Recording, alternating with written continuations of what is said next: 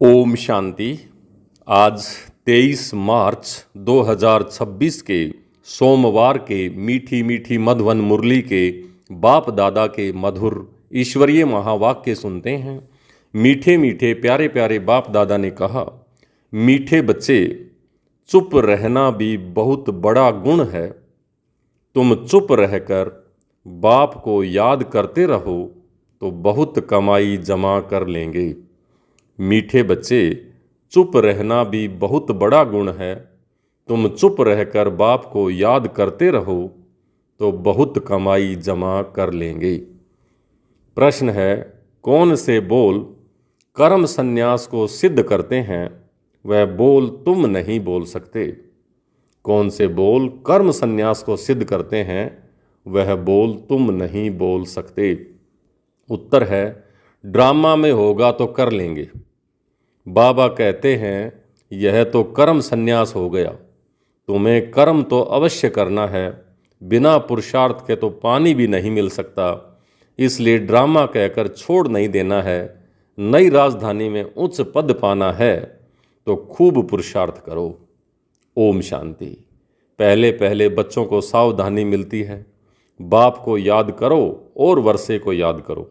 मन मना भवै, यह अक्सर भी व्यास ने लिखा है संस्कृत में, तो बाप ने समझाया नहीं है संस्कृत में, तो बाप तो हिंदी में ही समझाते हैं। बच्चों को कहते हैं कि बाप को और वर्षे को याद करो। यह सहज अक्सर है कि हे बच्चों, मुझ बाप को याद करो। लौकिक बाप ऐसे नहीं कहेंगे कि हे बच्चों, मुझ अपने बाप को याद करो। यह है नई बात। बाप कहते हैं, हे बच्चों, मुझ अपने निराकार बाप को याद करो। यह भी बच्चे ही समझते हैं। रूहानी बाप हम रूहों से बात करते हैं। घड़ी घड़ी बच्चों को कहना कि बाप को याद करो, यह भी शोभता नहीं है। जबकि बच्चे जानते हैं हमारा फर्ज है रूहानी बाप को याद करना। तब ही विक्रम विनाश होंगे। बच्चों को निरंतर याद करने की कोशिश करनी पड़े। इस समय कोई निरंतर याद कर न सके, टाइम लगता है। यह बाबा कहते हैं, मैं भी निरंतर याद नहीं कर सकता हूँ। यह अवस्था पिछाड़ी में ठहरेगी। तुम बच्चों को पहला पुरुषार्थ बाप को याद करने का ही करना है। शिव बाबा से वर्षा मिलता है, भारतवासियों की ही बात है।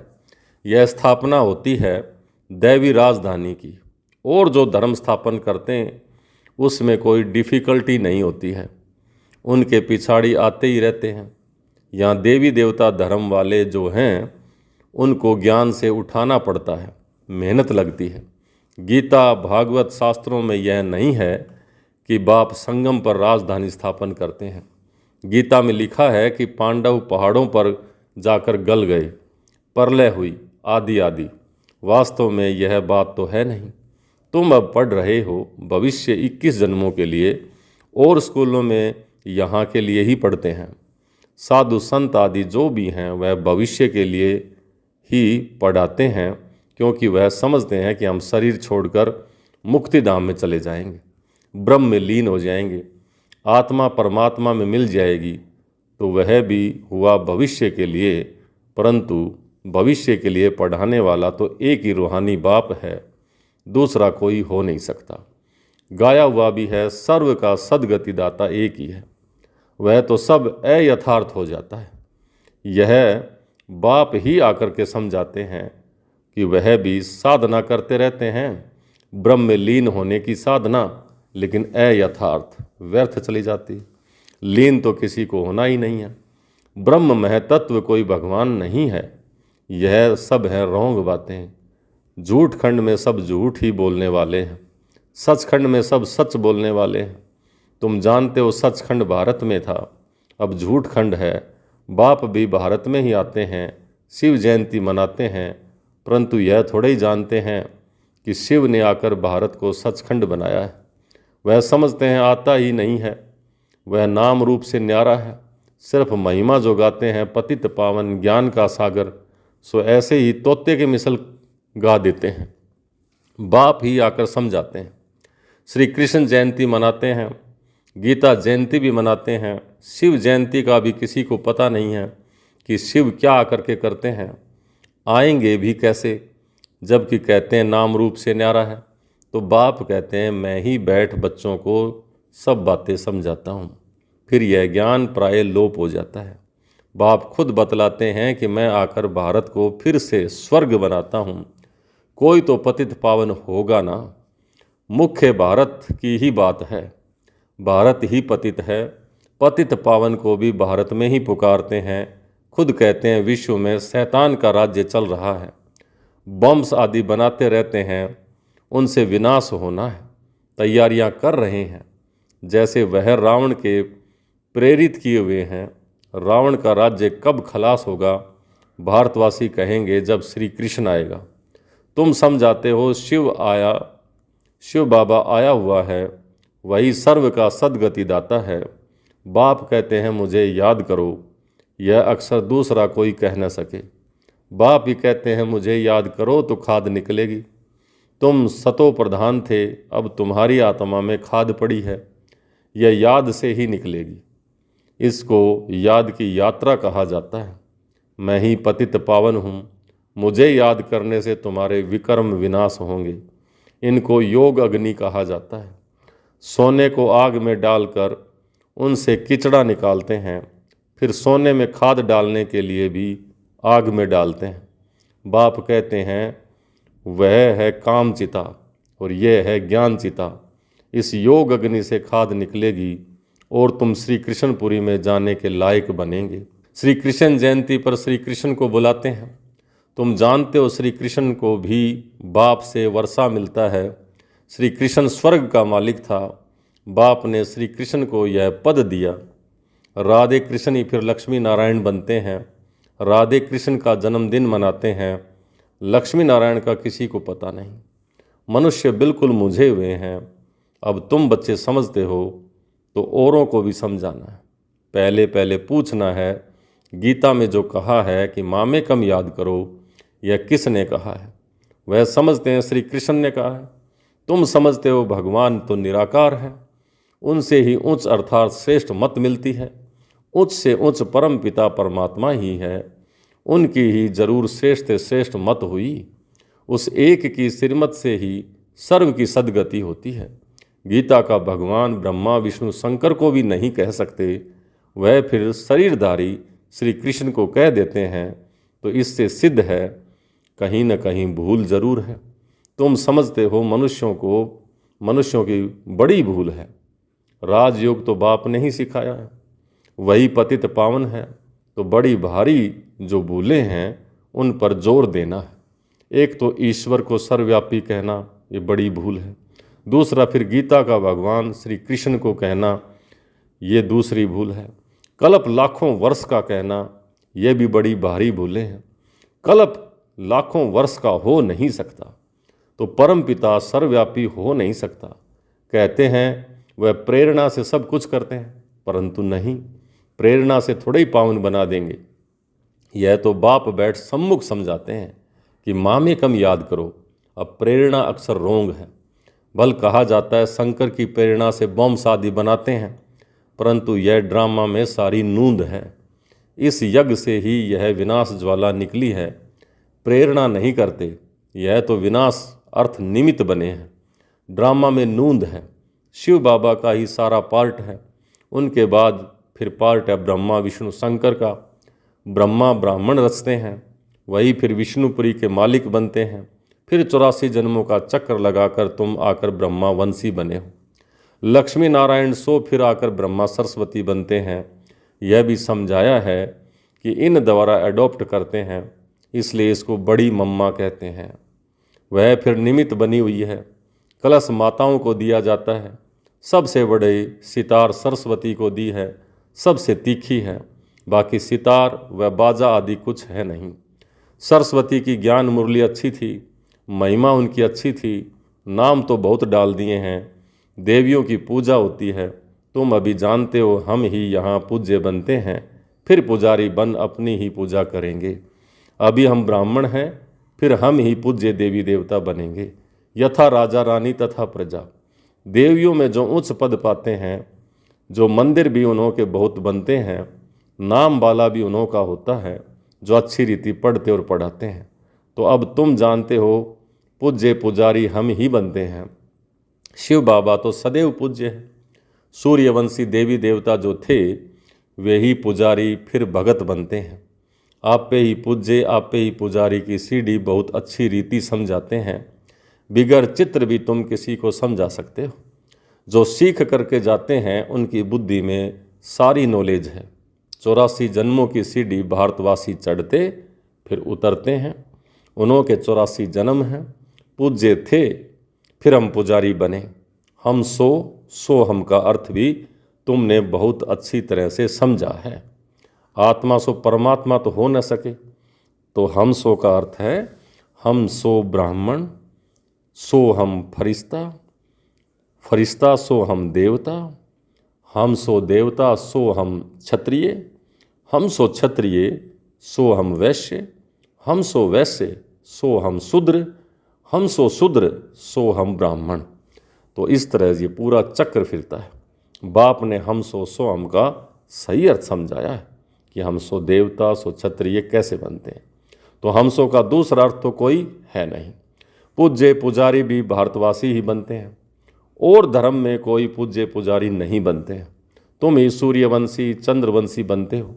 समझानी कितनी अच्छी मिली हुई है। हम सो देवी देवता थे, हम आत्मा निर्वाण धाम में रहने वाली हैं। यह चक्र फिरता रहता है। जब दुख सामने आता है तो बाप को याद करते हैं। बाप कहते हैं मैं दुख के समय ही आकर सृष्टि को बदलता हूँ। ऐसे नहीं कि नई सृष्टि रचता हूँ, नहीं, पुरानी को नया बनाने मैं आता हूँ। तो बाप आते ही हैं संगम पर। अब नई दुनिया बन रही है, पुरानी खलास होनी है। यह है बेहद की बात। तुम तैयार हो जाएंगे तो सारी राजधानी तैयार हो जाएगी। कलप कलप जिन्होंने जो पद पाया है उस अनुसार पुरुषार्थ चलता रहता है। ऐसे नहीं कि ड्रामा में जो पुरुषार्थ किया होगा सो हो जाएगा। पुरुषार्थ करना होता है। फिर कहा जाता है कलप पहले भी ऐसे पुरुषार्थ किया था, तो करने के बाद ड्रामा कहा जाता है, करने से पहले पुरुषार्थ। हमेशा पुरुषार्थ की बड़ी रेखा, हमेशा पुरुषार्थ को बड़ा रखा जाता है। प्रारब्ध पर बैठ नहीं जाना है। पुरुषार्थ बगैर प्रारब्ध मिल न सके। पुरुषार्थ करने बगैर पानी भी नहीं मिल सकते हैं। तो पुरुषार्थ पहले है। कर्म संन्यास अक्सर रोंग है। बाप कहते हैं गृहस्थ व्यवहार में भी रहो। बाबा सबको यहाँ तो नहीं बिठा लेंगे। शरणागति गाई हुई ना, भट्ठी बननी थी क्योंकि उन्हों को तंग किया गया तो आकर बाप के पास शरण ली। शरण तो देनी पड़े ना। शरण एक परम पिता परमात्मा की ही ली जाती है। गुरु आदि की शरण नहीं ली जाती है। जब बहुत दुख होता है तो तंग होकर आकर शरण लेते हैं। तो गुरुओं के पास कोई तंग होकर के नहीं जाते हैं, वहाँ तो ऐसे ही जाते हैं। तुम रावण से बहुत तंग हुए हो, अब राम आया है रावण से छुड़ाने। वह तुमको शरण में लेते हैं। तुम कहते हो बाबा हम आपके हैं। गृहस्थ व्यवहार में रहते भी शरण शिव बाबा की ली है। बाबा हम आपकी ही मत पर चलेंगे। बाप श्रीमत देते हैं कि गृहस्थ व्यवहार में रहते मुझे याद करो और सबकी याद छोड़ दो। मेरी याद से ही विक्रम विनाश होंगे। सिर्फ शरण लेने की बात नहीं है, सारा मदार याद पर है। बाप के सिवाय ऐसा कोई समझा न सके। बच्चे समझते हैं बाप के पास इतने लाखों कहाँ आकर के रहेंगे।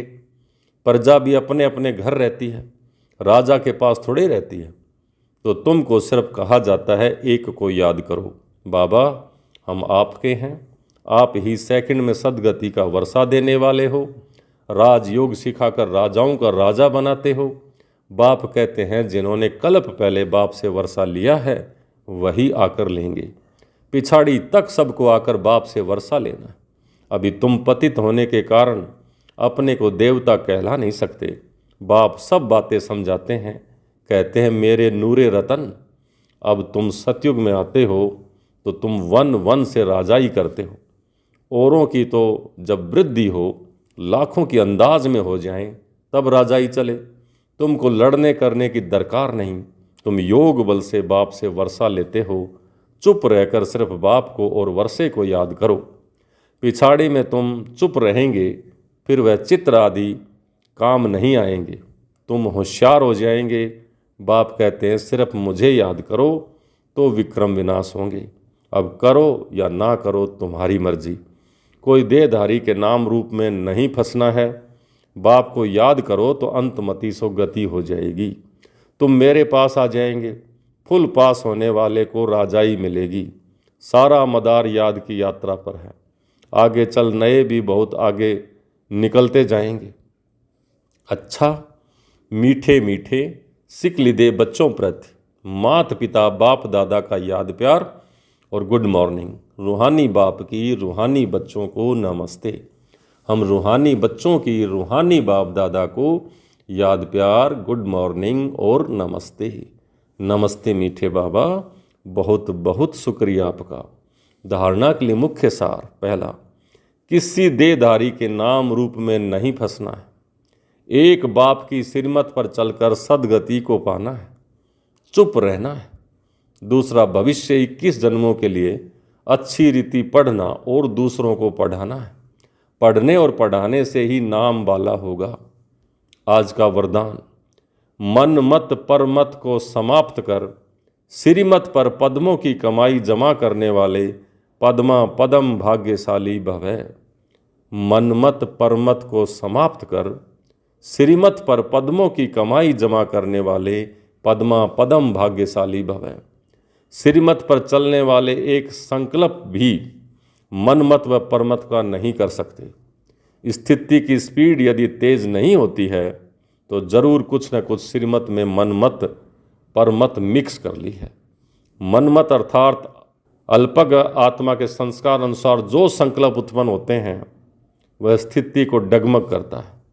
इसलिए चेक करो और कराओ, एक कदम भी श्रीमत के बिना न हो, तब पद्मों की कमाई जमा कर सकेंगे और पद्मा पदम भाग्यशाली बन सकेंगे। आज का स्लोगन, मन में सर्व के कल्याण की भावना बनी रहे, यही विश्व कल्याणकारी आत्मा का कर्तव्य है। मन में सर्व के कल्याण की भावना बनी रहे, वही विश्व कल्याणकारी आत्मा का कर्तव्य है। ये अव्यक्त इशारे निश्चय के फाउंडेशन को मजबूत कर सदा निर्भय और निश्चिंत रहो। सरकमस्टांस बल कैसे भी हों, लेकिन निश्चय बुद्धि बच्चे सरकमस्टांस में अपनी स्वस्थिति की शक्ति से सदा विजयी अनुभव करेंगे। चाहे दुनिया वाले लोग व ब्राह्मण परिवार के संबंध संपर्क में आने वाले हमें दूसरा समझें या कहें कि यह तो हार गया, लेकिन वह हार नहीं है, जीत है। कोई भी सेवा की, संगठन की, प्रकृति की परिस्थिति स्वस्थिति को व श्रेष्ठ स्थिति को डगमग करती है तो यह भी बंधन मुक्त स्थिति नहीं है। इस बंधन से भी मुक्त बनो। अच्छा, ओम शांति।